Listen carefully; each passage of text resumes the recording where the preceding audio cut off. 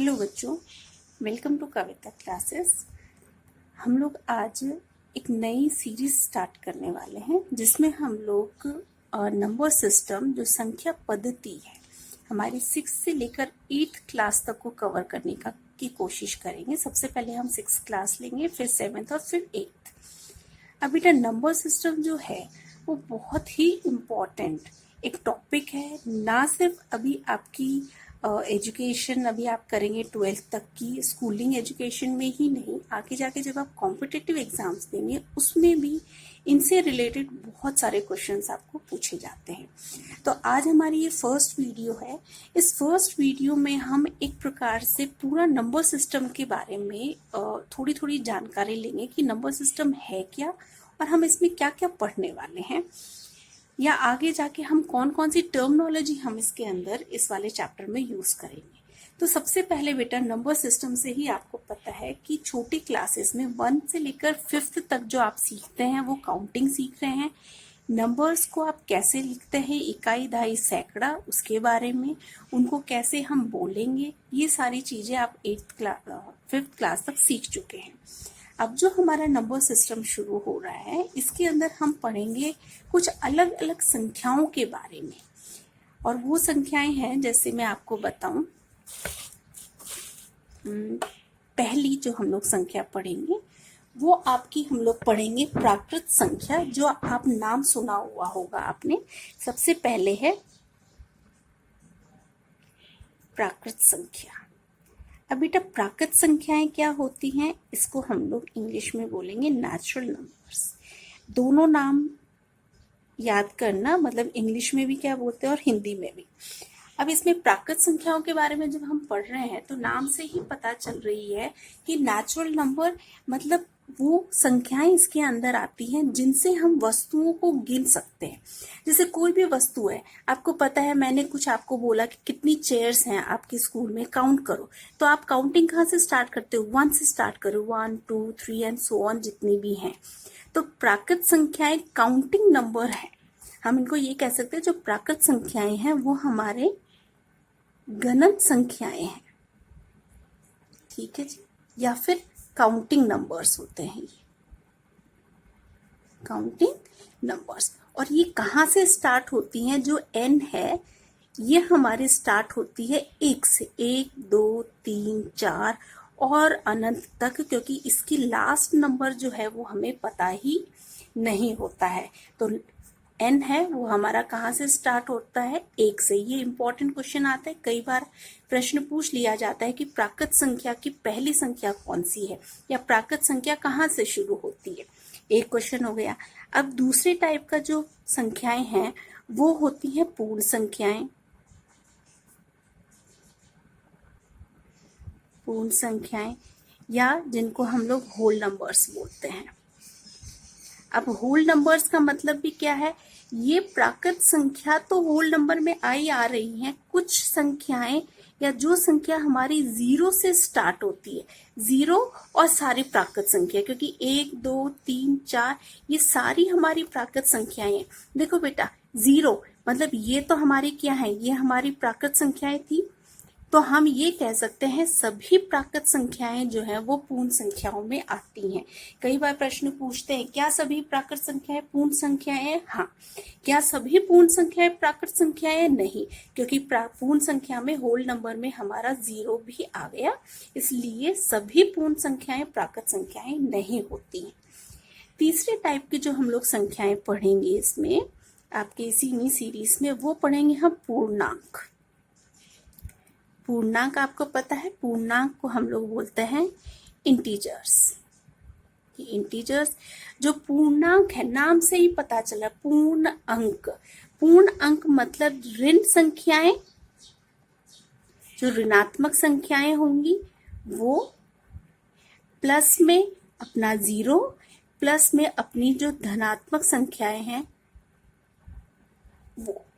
इसका मतलब क्या हुआ? जो भी हमारे नेगेटिव नंबर्स हैं, मतलब माइनस वाली जितनी भी संख्याएं हैं वो 0 और पॉजिटिव 1 2 3 से लेकर। तो यहाँ पे हम कर सकते हैं 0 है 1 है 2 3 एंड सो ऑन।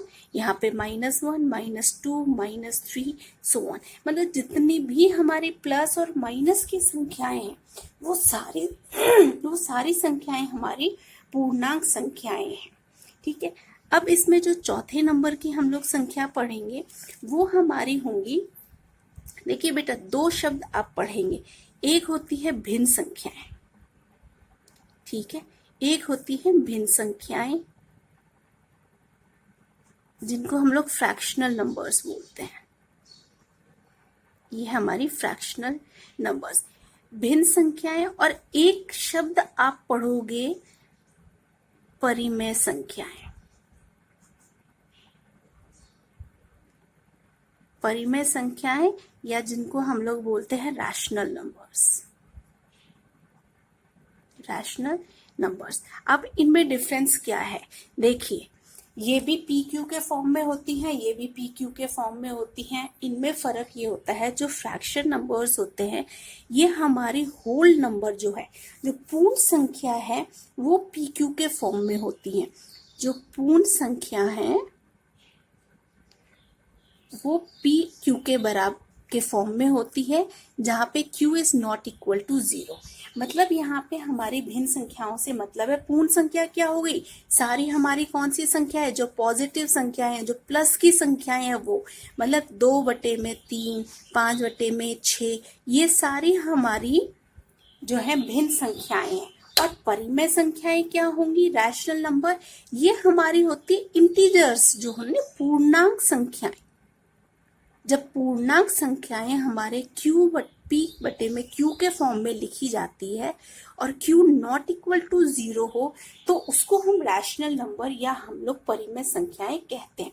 ये मेन इसमें डिफरेंस है। मतलब यहाँ पे आपका -2/3 भी आ सकता है, क्योंकि -2 क्या हो गया, आपका माइनस वाली जो संख्या है वो ऋणात्मक संख्याएं होगी, यहाँ पे सिर्फ हमारी धनात्मक संख्याएं आएंगी, और यहाँ पे हमारी ऋणात्मक प्लस धनात्मक संख्याएं आएंगी। और छठे नंबर का जो हम लोग पढ़ते हैं, देखिए बेटा, छठे प्रकार की जो संख्याएं हैं वो है अपरिमेय संख्याएं। अपरिमेय संख्याएं जो है वो इरेशनल नंबर्स होगी। रैशनल नंबर्स का मतलब हो गया जो अपनी अंडर रूट वाली संख्या ना, √3, √2/4, ये जो संख्याएं हैं हमारी, जो अंडर रूट की संख्याएं हैं वो हमारी अपरिमेय संख्या है। तो इस प्रकार से जो हमारी संख्या पद्धति है, इसमें हम 6 प्रकार की संख्याओं के बारे में पढ़ेंगे। अब इन 6 संख्याओं की अलग अलग इनकी जो प्रॉपर्टीज होती हैं उसके बारे में हम पढ़ेंगे कि ये किस तरीके से प्लस, माइनस, मल्टीप्लाई और डिवाइड होती है। मतलब जो संक्रियाएं हैं हमारी, जो संक्रियाएं मतलब हम लोग इनको इंग्लिश में ऑपरेशंस बोलते हैं। ऑपरेशन का मतलब, मैथ्स में ऑपरेशन क्या हो गया, मैथ्स में ऑपरेशन हो गया हमारा प्लस, माइनस, गुना और भाग, जोड़ना, घटाना, आपका गुना करना और भाग देना, प्लस, माइनस, मल्टीप्लिकेशन, डिवीजन। ये जो 4 हम लोग पढ़ते हैं, इनको हम लोग मैथ्स के अंदर संक्रियाएं, गणित की संक्रियाएं बोलते हैं या मैथ्स के ऑपरेशंस बोलते हैं। अब हम जो आपके 6th क्लास में पढ़ेंगे, 6th क्लास में हमारी सिर्फ पूर्ण संख्या है, जिनके पूर्ण संख्याओं के बारे में हम पढ़ेंगे कि पूर्ण संख्याओं को हम कैसे जोड़ सकते हैं, घटा सकते हैं, मल्टीपल कर सकते हैं, कौन कौन सी प्रॉपर्टीज होती हैं। फिर आगे जाके जो 7वीं क्लास है उसमें हमारे पास में पूर्णांक है, और जो 8th क्लास है उसमें हमारी परिमेय संख्या है, क्योंकि पूर्णांक पढ़ेंगे, जब परिमेय संख्याएं पढ़ेंगे उसी में हमारी भिन्न संख्याएं आ जाएंगी। तो ये परिमेय संख्याएं अभी हमारे 8th में, तो तीनों आपके आगे 6th, 7th, 8th क्लासेस की। अब हम कुछ इंपॉर्टेंट पॉइंट्स या टर्मिनोलॉजी और देख लेते हैं कि क्या क्या इसमें टर्मिनोलॉजीज यूज की जाती हैं, क्या क्या ऐसी प्रॉपर्टीज है जो कि आपको हर संख्या के अंदर आप यूज करेंगे। देखिए बेटा, पहली जो हम लोग संख्या रेखा में टर्मिनोलॉजी पढ़ेंगे, वो एक शब्द हम पढ़ेंगे, वो होगा परवृत्ति, या जिसको हम लोग सक्सेसर बोलेंगे। ठीक है, सक्सेसर का मतलब होता है किसी भी संख्या में एक को जोड़ देना। यहाँ पे हमें जो भी संख्या हमें दे रखी है उसमें जब हम +1 कर देते हैं तो हमारे पास में हमारा उसका सक्सेसर या जो परवर्ती है वो आ जाता है। दूसरा जो शब्द हम लोग इसमें पढ़ेंगे वो होगा, इसी का उल्टा हो जाएगा, वो होगा पूर्ववर्ती। पूर्ववर्ती मतलब पहला, पूर्व का मतलब ही होता है पहला, पहला मतलब इसको हम लोग बोल सकते हैं प्रीडेसेसर,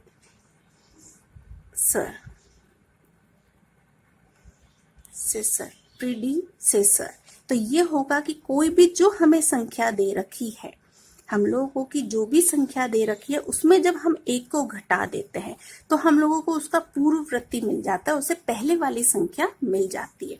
कई बार प्रश्न इसमें पूछ लिया जाता है कि इसका सक्सेसर जो है या वो बताइए, या कोई भी हमें संख्या दे रखी होती है उसका प्रीडिसेसर जो है वो हमें बताइए। ठीक है जी। तीसरा जो टर्मिनोलॉजी में या जो चीज हम शब्द पढ़ेंगे इसके अंदर, वो होगा हमारा संवृत, जो हर संख्या के साथ में, हर संख्या की जो भी पद्धति हमें दे रखी है उसके अंदर हम पढ़ेंगे। तो यहाँ पे ये संवृत मतलब होता है क्लोज्ड प्रॉपर्टी।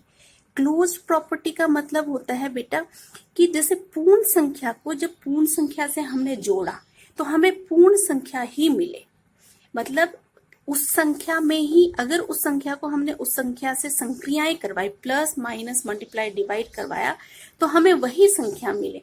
दो पूर्ण संख्याओं को अगर हम लोग जोड़ रहे हैं तो पूर्ण संख्या मिले, दो पूर्ण संख्याओं को घटा रहे हैं तो पूर्ण संख्या मिले, दो पूर्ण संख्याओं को अगर मल्टीप्लाई कर रहे हैं तो पूर्ण मिले। तो अगर वो कौन कौन सी संक्रियाएं हैं जो कि वो जो संख्या है पूर्ण संख्या, या फिर हम लोग जो भी पढ़ रहे हैं पूर्णांक पढ़ रहे हैं, उसके अंदर वो फॉलो होती है। अगर वही संख्या हमें प्राप्त होती है, वही प्रकार की संख्या हमें प्राप्त होती है, तो हम उसको बोल देते हैं संवृत। तो वो क्लोज प्रॉपर्टी हो जाती है। और क्लोज प्रॉपर्टी की भी मैं आपको बता दूं कि हमेशा आप सिर्फ इतना ध्यान रखना, जो प्लस है वो और जो मल्टीप्लाई है वो, यही जो संक्रियाएं होती हैं यही क्लोज प्रॉपर्टी को फॉलो करती है। अब दूसरा जो आप, चौथा जो आप नया टर्म इसमें पढ़ेंगे वो पढ़ेंगे हम क्रम विनिमय। क्रम विनिमय, तो क्रम विनिमय का मतलब यहाँ पे होता है कम्यूटेटिव। कम्यूटेटिव का मतलब क्या हुआ, क्रम से ही पता चल रहा है। अगर क्रमों का चेंज कर देना, कोई भी हम लोगों को पूर्ण संख्याएं दे रखी हैं, अगर उनके क्रमों को हम संख्याओं के क्रमों को अगर हम बदल देते हैं तो क्या हमारे पास में पूर्ण संख्या ही, पूर्णांक या फिर परिमेय संख्या आती हैं, तो इसका मतलब वो क्रम विनिमयता को फॉलो करता है। अगर नहीं तो इसका मतलब वो क्रम विनिमयता फॉलो नहीं करता है। ये भी अगेन आप यही देखेंगे कि जो प्लस है वो और जो मल्टीप्लाई है वो, सिर्फ ये दो संक्रियाएं जो होती हैं यही क्यूमुटेटिव प्रॉपर्टी को फॉलो करती है। पांचवी जो चीज आप पढ़ेंगे इसके अंदर वो है साहचर्य। साहचर्य या associative property. Associative property, associative property का मतलब क्या हुआ कि किसी भी संख्या के जब हम लोग, जैसे तीन संख्याएं हैं, अगर दो संख्या है, उन दो संख्याओं में अगर हम लोग पहले दो संख्याओं को भाग मतलब हल करें और फिर तीसरे के साथ में जब हम उसको हल करते हैं, तो या ब्रैकेट लगा के जब हम उन संख्याओं को हल करते हैं, तो क्या हमारी वही पूर्ण संख्याएं आती हैं या वो चीज सेम होती है या अलग होती है। जैसे अभी आप पढ़ेंगे इसके अंदर कि आपकी दो संख्याएं दे या तीन संख्याएं दे दी, तो यहाँ पे अगर मैंने ए बी पहले प्लस कर दिया और फिर उसमें सी जोड़ दिया तो मेरे पास में एक आंसर डी आ गया। पर अगर मैंने a प्लस बी प्लस सी में पहले बी सी को जोड़ा और फिर a को जोड़ के भी अगर मेरे पास d ही आंसर आता है तो वो मेरी एसोसिएटिव प्रॉपर्टी है, अन्यथा वो एसोसिएटिव प्रॉपर्टी को फॉलो नहीं करता है।